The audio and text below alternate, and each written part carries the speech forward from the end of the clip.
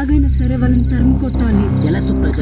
వాళ్ళకి అసలు భయం లేదు. మనకున్న భయం భయపడితే భయం పుడుతుంది. మనం ఎలాగైనా సరే వాళ్ళని భయపెట్టాలి.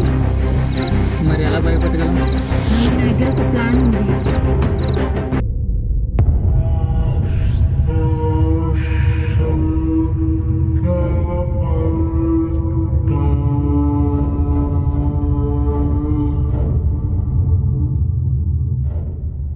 రేయ్, నువ్వు రోజు దిండి కింద బుక్ గురించి ఎవరిరా దండం పెడుతున్నావు?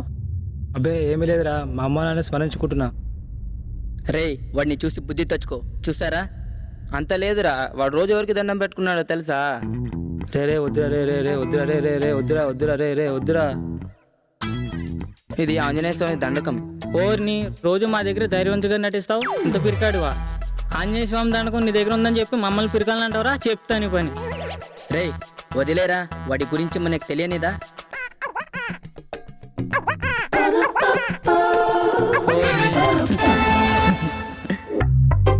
రేయ్, వచ్చినప్పటి నుండి ఆ జోకిని విప్పకుండా అలానే వేసుకొని తిరుగుతున్నావు. కంపు కొడుతుంది, తీరా. ఎన్నిసార్లు చెప్పాలి జరిగింది తీయనని? మళ్ళీ చెప్తున్నా, జరిగింది తీయ.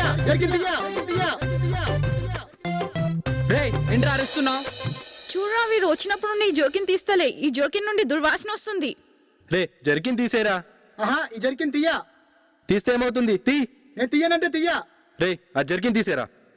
రే వద్దురా, రే ఓపెన్ చేయొద్దురా, రే వద్దురా, వద్దురా తీయద్దురా.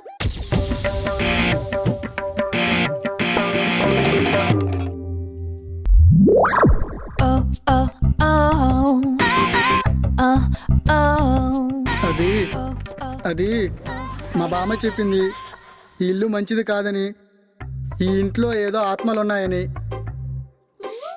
అందుకని భయమని బాబా దగ్గర తీసుకెళ్లి తాయెత్తులు కట్టించింది. మరి నా రే మనం కూడా ఇలాంటి వాటికి భయపడితే ఎలారా? దయ్యాలు లేవేంలో, పడుకోండి. భలే వాడివిరా బాబు, పడుకో.